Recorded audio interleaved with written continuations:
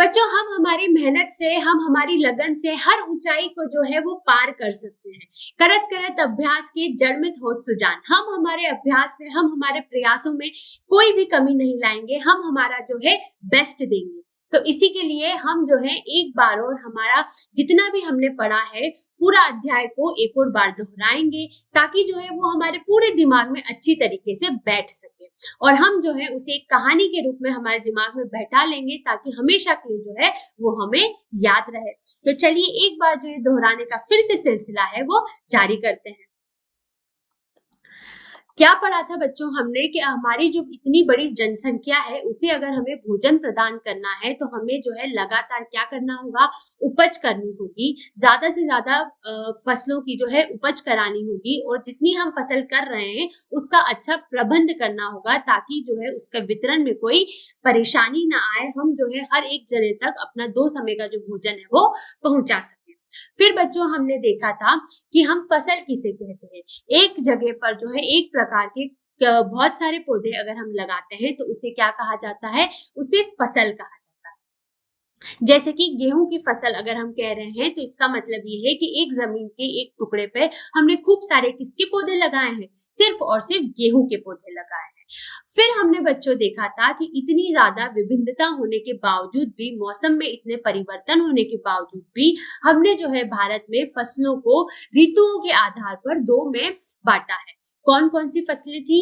पहली थी हमारी खरीफ की फसलें, जो कि हम कब बोते थे बच्चों, हम इसे बारिश में बोते थे और इसके उदाहरण हमने देखे थे कौन कौन से, धान, मक्का, सोयाबीन, मूंगफली और कपास।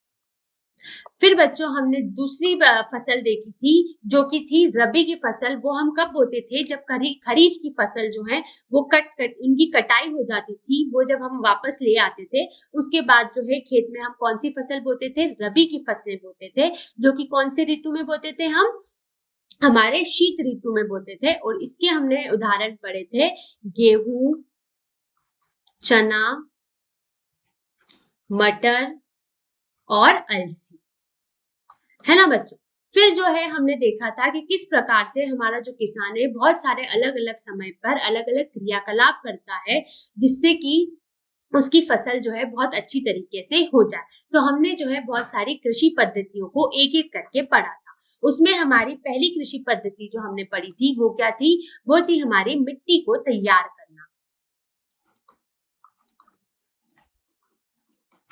इसमें हमने क्या किया था, इस क्रिया को हमने क्या कहा था, इसको हमने जुताई कहा था, जो हमने किसकी सहायता से की थी, या तो हमने इसके लिए हल का इस्तेमाल किया था या हमने इसमें कुदाली का इस्तेमाल किया था, और अगर हमने इसे ट्रैक्टर की सहायता से जुताई की है तो उसके लिए हमने किसका उपयोग किया था, हमने उसमें कल्टीवेटर का उपयोग किया था।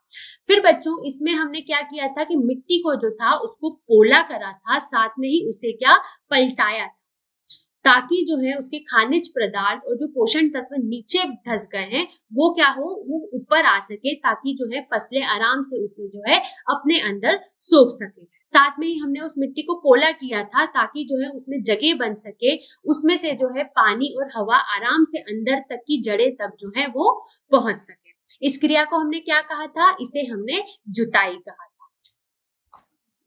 इसमें बच्चों हमने एक और चीज की थी, वो क्या किया था, हमने हमारे खेत को समतल करा था, यानी कि एक जैसा करा था। किसकी मदद से किया था, एक पाटल नामक यंत्र की मदद से इसे हमने किया था, ताकि जो हमारे खेत है वो एक जैसे रहे, उनमें गड्ढे ना बने या ऊपर से छोटी सी चट्टाने ना बने, जिसकी वजह से क्या पानी कहीं अगर रुक जाएगा, सिंचाई के समय अगर पानी आया वो रुक जाएगा तो वहां की फसलें खराब ना और हमारी बुआई भी आसानी से हो सके, इसलिए हमने हमारे खेतों को समतल किया था। फिर बच्चों हमने दूसरी कृषि पद्धति देखी थी, वो क्या थी, वो थी हमारी बुआई, यानी कि बीज को बोने की प्रक्रिया, उसे हमने कहा था बुआई करना। और जो बीज बो जाने के बाद जो क्षेत्र होता है उसे क्या कहा जाता है, बुआ गया क्षेत्र कहा जाता है। इसके लिए हमने क्या किया था बच्चों, 2 तरीके देखे थे। पहला हमने पारंगत तरीका देखा था, जिसमें हमने कीप की सहायता से इसे किया था, और दूसरा हमने देखा था सीड ड्रिल। सीड ड्रिल की सहायता से हमने बुआई करी थी। ये हमारा कौन सा तरीका था? आधुनिक तरीका था। कीप में क्या चीजें दिक्कत दे रही थी बच्चों की? ये जो है इसमें एक जैसी समान गहराई नहीं हो पा रही थी, और साथ ही में जो है इसमें क्या हो रहा था, समानता नहीं हो पा रही थी। इसमें हमारे बीज जो है वो बहुत ज्यादा नष्ट हो रहे थे, व्यर्थ जा रहे थे। और फिर हमने जो है सीड ड्रिल में हमने देखा था कि इसमें क्या होता है, समान दूरियों पर जो है ये ट्रैक्टर की सहायता से, ट्रैक्टर के पीछे ये सीड ड्रिल लगाया जाता है। इसके अंदर एक बॉक्स होता है जिसमें हम खूब सारे बीजों को भर देते हैं, और फिर ये जो है समान दूरी पर ट्रैक्टर चलता जाता है, समान दूरी पर जो है बीज को बिखेरता जाता है। और इसमें हमने एक चीज देखी थी कि ये सिर्फ छेद करके सिर्फ बीज को बोता ही नहीं, उसके ऊपर जो है उसको कवर भी करता जाता है, ताकि जो पक्षी उन्होंने जो हमारे बीज खा जाते हैं उसमें जो है हमारे बीज व्यर्थ ना जाए, हमारे बीज जो है वो नष्ट ना हो, उन्हें क्षति ना पहुंचे। साथ ही में इनमें क्या हमने एक और चीज देखी थी कि समान दूरी पे हो रहा था। इसमें जो है समान दूरी और समान गहराई बीज में चल रही थी। फिर बच्चों हमने देखा था कि जैसे जैसे हमारे पौधे जो है वो बड़े हो रहे थे, फसलें जो है वो बढ़ रही थी, तो उन्हें जो है हमने पोषण की जो है, पोषण के लिए हमने उनमें खाद और उर्वरक डाला था,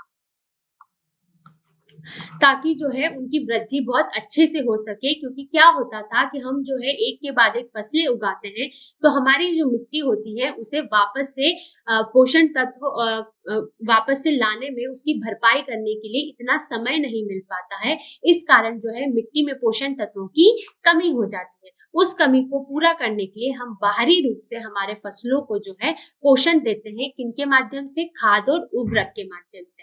खाद जो होता है बच्चों, वो हमने देखा था कि ये कार्बनिक पदार्थ है जो हमारे किसान घर पे घर के बाहर जगहों पर या फिर खेतों में बनाते हैं। इनमें क्या मिला हुआ रहता है? ये ज्यादातर हमारे मवेशियों के मल से मिलके बना हुआ होता है, और साथ ही में इसमें कुछ अपशिष्ट भी मिले हुए होते हैं। इसमें हमने देखा था कि ये जो है इसमें बहुत ज्यादा ह्यूमस की मात्रा इसमें बहुत ज्यादा होती है, और ये जब इनका अपघटन हो जाता है तो इनमें जो है पोषण तत्व बहुत ज्यादा हो जाते हैं, जो हमारे पेड़ पौधों की वृद्धि के लिए बहुत ज्यादा आवश्यक होते हैं।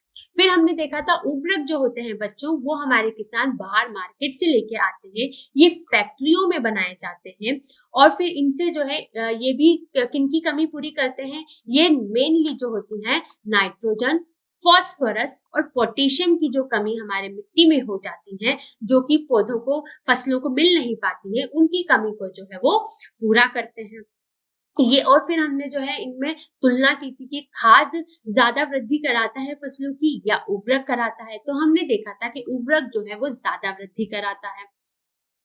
पर हमने इसका एक नुकसान ये देखा था बच्चों कि उर्वरक से क्या होता है? जल प्रदूषण होता है। फिर बच्चों हमने देखा था कि हमें जो है समय समय के अंतराल में हमारी फसल को पानी देना होगा। क्यों देना होगा? क्योंकि हमारी फसल को अगर पानी नहीं मिलेगा तो उसकी वृद्धि जो है वो रुक जाएगी। अगर हमें हमारी फसल को अच्छा बढ़ाना है तो उसे जो है हमें हमारी मिट्टी को जो है नमी उसमें रखनी होगी। तो हमने सिंचाई के लिए पारंगत तरीके देखे थे, वो कौन कौन से थे? पहला हमने देखा था मोट, दूसरा हमने देखा था चेन पंप, तीसरा हमने देखा था बच्चों ढेकली, और चौथा हमने देखा था रहत। अब बच्चों मोट में हमने क्या देखा था कि हमने देखा था कि जो कुएं से जो है हमारा किसान खुद ही जो है पानी खींच रहा था और उसे जो है खेतों तक पहुंचा रहा था। ये इसको क्या कहा जाता है? मोट कहा जाता है। इसमें जो है श्रम बहुत ज्यादा अधिक लगता है, पर ये बहुत किफायती होता है क्योंकि इसमें जो है दूसरे प्रकार का खर्चा नहीं होता है। फिर बच्चों हमने चेन पंप देखा था। इसमें हमने देखा था कि दो पहिए का इस्तेमाल किया जाता है। एक पहिया कहाँ पे लगा दिया जाता है? जहां पर हमारा पानी का स्रोत होता है, और दूसरा पहिया लगा दिया जाता है जहां खेतों के पास में, जहां पर हमें जो है पानी लाना होता है। बीच में जो है इसे चेन के द्वारा जो है कनेक्ट जोड़ दिया जाता है, और इन चेन में क्या डाल दी जाती है? 2-3 बाल्टियां डाल दी जाती हैं। जो बाल्टियां होती हैं वो क्या करती है बच्चों? एक जगह से दूसरी जगह तक जाती हैं, पानी भरती है, और फिर जहां पे हमें ले जाना होता है वो वहां तक पहुंच जाती है। इस प्रकार का तरीका क्या कहलाता है? चेन पंप कहलाता है।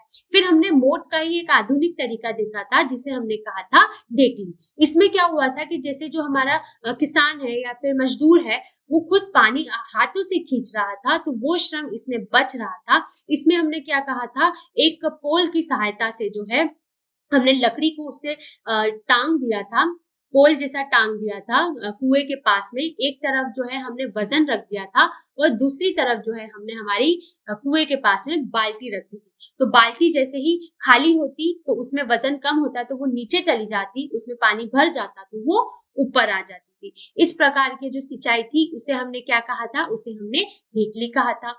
फिर जो है बच्चों, हमने एक और देखा था रहट, जिसमें हमने पशुओं का इस्तेमाल किया था। इसमें क्या होता है? इसमें हमने देखा था कि एक चक्रा चलता है, पानी के स्रोत में वो चला हुआ रहता है, पास में ही जो है उससे जुड़ी हुई एक लकड़ी होती है जो कि एक पशु जो है उसको लेके घूमता है। जैसे ही वो घूमता है तो ये जो पहिया होता है पानी के स्रोत में जो डूबा हुआ रहता है वो भी घूमने लगता है। इसमें जो है हमने बाल्टियां लगा दी होती हैं और जैसे ये नीचे जाता है तो भरी हुई बाल्टियों को ये ऊपर लेके आ जाता है। ये तो हमने क्या देखे थे बच्चों? पारंगत तरीके देखे थे। फिर इसके बाद जो है हमने कुछ आधुनिक तरीके देखे थे। उसमें हमने देखा था, पहला देखा था छिड़काव तंत्र और दूसरा हमने देखा था ड्रिप तंत्र। छिड़काव तंत्र और ड्रिप तंत्र। छिड़काव तंत्र में हमने देखा था बच्चों कि इसमें क्या करते हैं, वो खूब सारे पाइप अपने बिछा देते हैं और उन पाइपों को ऊंचा लगा के उसमें एक नोजल यानी कि नल लगा देते हैं घूमने वाला, जिससे कि फव्वारे की तरह जो है पानी पूरे खेत में जाता है। ये कहाँ पे उपयोगी होता है बच्चों? जहां पर असमतल जमीन होती है, वहां पे ये सबसे ज्यादा उपयोगी होता है कि जहां पर पानी ज्यादा ठहर ना पाए। फिर हमने देखा था ड्रिप तंत्र। इसमें क्या होता है, पूरी जगह जो है बच्चों पाइप बिछा दिए जाते हैं, फसलों की सीध में ही पाइप जो है उसे बिछा देते हैं और उनमें छोटे छोटे छेद हो जाते हैं जहाँ पे बूंद बूंद से जो है हर एक पौधे में, हर एक फसल में जो है पानी डालते हैं। ये वहां उपयोगी होते हैं जहां हमें जो है पानी की कमी होती है, वहां के क्षेत्रों में ड्रिप तंत्र बहुत ज्यादा उपयोगी होता है। फिर बच्चों हमने देखा था कि समय समय पर हमारे जो असली फसल होते हैं उनके साथ में कुछ अनवांछित पौधे भी जो है वो उग जाते हैं। तो उन्हें क्या करना होता है? उन्हें हमें जो है हटाना होता है, क्योंकि वो फिर हमारे जो असली फसल होते हैं उसकी वृद्धि को जो है वो कम करते हैं। क्योंकि वो क्या करेंगे, वो उनके साथ स्पर्धा करेंगे, काय के लिए? पानी के लिए, जल के लिए, रोशनी के लिए। और वो फिर अगर उन्हें नहीं मिल पाएगी तो वो जो है हमारे जो फसल है उसकी वृद्धि, उपज जो है वो कम हो जाएगी। तो ऐसे जो पौधे जो अनवांछित रूप से हमारे खेत में डल लग जाते हैं तो उन्हें हम क्या कहते हैं? उन्हें हम खरपतवार कहते हैं। इनको हटाने के लिए हमने किसका इस्तेमाल किया था? इसके हटाने के लिए हमने खुरपी का इस्तेमाल किया था बच्चों। इन्हें जो है हमने उखाड़ के फेंक दिया था, या फिर इनके लिए हमने कुछ रसायनों का इस्तेमाल किया था। उन रसायन को हमने क्या कहा था? खरपतवार नाशी कहा था। जैसे कि हमने उसका उदाहरण लिया था 2,4-D। इसका जो है हम छिड़काव करते हैं, पाइप स्प्रे के द्वारा इसका छिड़काव किया जाता है। और जो व्यक्ति इसका छिड़काव करता है उसे जो है अपनी सुरक्षा रखनी होती है मुंह पे, और मुंह को जो है उसे पूरे बांध के और अच्छी तरीके से जो है इसका बहुत ही सावधानी से इसका छिड़काव करना होता है। और फिर हमने देखा था कि जब ये सारी चीजें हो जाती है, हमारी जो फसल है वो पक जाती है, तो उसके बाद हमारा हर्ष उल्लास का समय आता है, हमारा उसकी कटाई का समय आता है। तो हम कटाई किसके माध्यम से करते हैं? कटाई के लिए हमने हार्वेस्टर का इस्तेमाल करते हैं, या फिर अगर हम श्रम मजदूरों के द्वारा अगर हमारी फसल को कटा रहे हैं तो उसके लिए हम दराते का इस्तेमाल करते हैं। कुछ इस प्रकार से जो है वो दराता होता है। फिर बच्चों हमने देखा था कि जब हम हमारी फसल की कटाई कर लेते हैं, कटाई किस प्रकार से करते हैं? या तो हम हमारी फसल को पूरी जमीन से उखाड़ लेते हैं जड़ सहित, या फिर बच्चों हम क्या करेंगे, उसे जमीन पर से जो है स्थल से जो है काट देंगे। तो बच्चों ये जो इतनी बड़ी हमारी फसल है, इसमें सूखा, पत्ते, झाड़ियां सब कुछ होती हैं, तो ये जब कट जाती है तो इसके बाद हम इसे क्या इसमें से जो अनाज निकालने की जो क्रिया होती है, जो हमारा पूरा पौधा है, फसल है, उसमें से अनाज निकालने की जो क्रिया होती है उसे हम क्या कहते हैं? थ्रेशिंग कहते हैं। इसके लिए हम एक प्रकार की मशीन का इस्तेमाल करते हैं जिसे हम थ्रेशर कहा जाता है। उससे क्या होता है बच्चों, ये पूरा ऐसे ऐसे इनकी जो है बच्चों खूब सारी गठरी जो होती है उसे हम ऐसे कैसे इस मशीन में डालते हैं, और दूसरी साइड से जो है हमें हमारे धान जो होते हैं, हमें हमारा अनाज जो होता है वो मिल जाता है। भूसा मतलब उससे अलग हो जाता है। फिर बच्चों हमने देखा था कि कंबाइन मशीन भी आजकल आती है जो हार्वेस्टर और थ्रेशर का काम एक ही में करती है। यानी कि वो खेत में ही क्या करेगी, जैसे ही अपने फसल को काटेगी उसमें से भूसा अलग कर देगी और हमें जो है अनाज दे देगी। तो उसे क्या कहा जाता है, कंबाइन मशीन कहा जाता है। फिर बच्चों हमारे जो घर की औरतें होती हैं वो क्या करती हैं, वो फटकार करती हैं, उनमें जो छोटे छोटे अनाज में जो जो कुछ छोटे छोटे से भूसे रह जाते हैं तो उन्हें फटकार के द्वारा उसे हटाती है। हमारा जो अनाज है उसको बिल्कुल साफ सुथरा रख के उसे क्या करती है, जूट के बोरों में जो है वो भरती है। फिर क्या होता है बच्चों, जब तक कि हमारी मंडी में हमारे किसान को अच्छा उसकी उपज के पैसे नहीं मिल जाते और जब तक समय नहीं आता है उसे बेचने का, तब तक वो उसका क्या करता है, उसका भंडारण करता है। भंडारण के लिए वो उसे सबसे पहले, क्योंकि हमारी जो शुरू शुरू की जो फसल होती है, जब फसल आती है तो उसमें क्या होती है बच्चों, उसमें नमी होती है। उस नमी को हटाने के लिए वो उसे 2 दिन तक धूप में जो है सुखाता है, उसे इसे फैला देता है। उससे क्या होता है कि अगर हमारी नमी जो है अगर हमने नहीं हटाई तो जो कीड़े होते हैं, कीट होते हैं, उनसे आक्रमण का हमें डर होता है। हमें भंडारण की आवश्यकता इसलिए भी पड़ती है बच्चों, क्योंकि अगर हमने उसे खुले में हमारे अनाज को रख दिया और अगर बारिश आ गई तो हमारा जो अनाज है वो खराब हो जाएगा। तो 3-4 महीने की जो इतनी कठिन मेहनत से हमारे किसान ने जो फसल बोई है उसकी मेहनत जो है वो खराब हो जाएगी। साथ ही में हमें नमी को हटाना एक तो कीड़े और इनसे बचाने के लिए होता है, और दूसरा जो है या ताकि फफूंद और सूक्ष्म जीव जो है इस पे आक्रमण ना कर सके, इसलिए भी हमें जो है इसकी नमी को हटाना होता है। फिर बच्चों जब हम इसको सुखा देते हैं उसके बाद हम इसे साइलों में या भंडार गृहों में इसका भंडारण करते हैं। साथ ही में अगर हमें इसे इन कीटों से, जो कुछ फसल होती है वो इन ज्यादा कीटों से बहुत ज्यादा प्रभावित होती है, उनमें जो है हम कुछ रसायनों का इस्तेमाल भी किया जाता है भंडार गृह में उसे संभाल के रखने के लिए।